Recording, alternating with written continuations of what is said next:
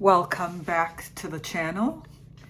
Today we're still talking about survival mode, but today there is a generic component of survival mode that I wanted to bring to your attention. So it's so subtle that you could truly miss it. And let's say that you are spending a weekend with a friend, and this could be someone you know very well, but you've never really spent time sleeping with them under the same roof. So now you're going to see the fear of survival mode coming at you in a really different way. And this is important because fear creates energy. It's energy. And when someone's energy is fear, it transfers to you. And you, even if you're a brave, jump off the cliff sort of person, you are still going to feel that tremor in your stomach. You're going to feel that sense of you're not all right. So let's give an example. So this could be a male or a female friend, but let's say you're crossing the street together. Suddenly, this person whom you know, you did not realize how much anxiety they have. So as you step off the curb, they look down at your feet and say, "Be careful." And at first you don't pay any attention. But let's say you were in New York City and you're going 10 city blocks. Every time the light changes and you have to cross, you get that "be careful." So I wanted to kind of explain what that is. And it's not a one-time issue. The same person will, when let's say you're taking a train or a bus or any form of transportation together, this person may say to you, "Do you have your ticket?" And maybe you had it in your hand, and without rolling your eyes, you go, "Yes." So I wanted to take a moment today and explain to you what that behavior is really about. So the "be careful" on the curb is fear that you're going to be hit by a car. So that person must have gone through their head already, seeing you being hit by a taxi or whatever if you're in New York.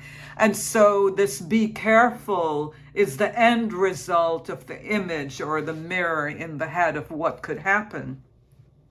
That is not good because we are creative beings. And if I can think of you being hit by a car or bus or whatever, I'm putting that out there in the universe. That's not something you want put out there. So you don't need a friend. You're an adult. I'm going to talk about the feeling in a moment. So let's jump to the bus situation where the person says, "Do you have your ticket?"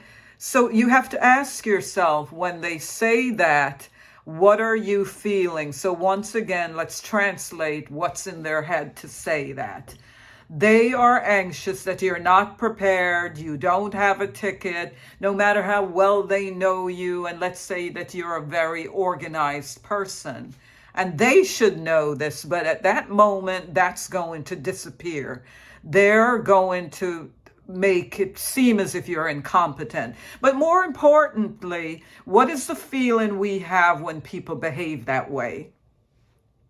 Well, you feel incompetent. I already gave that away. You feel less than an adult. You feel like a child because even if you were a parent with a ticket, you would have the ticket, or with the "be careful" on the curb, you would take the child's hand and say, "Be careful." But here you are, you're all adults, and here is an adult treating you like a child. So it's going to bring resentment. If this is a family member or a friend, you may say, let's say it's your parent, you may go, "Dad, I know how to cross the street." Or if it's a friend, you kind of look at them jokingly and say, "Do you remember that I'm an adult?" But this is a controlling component of survival mode. When we're in survival mode, we are kind of skimming the universe to see anything out of place or the dangers. Remember, it's all about the dangers.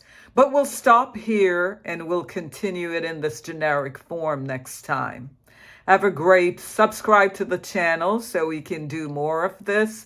And don't forget to like. I'll see you next time. Take care. Bye-bye.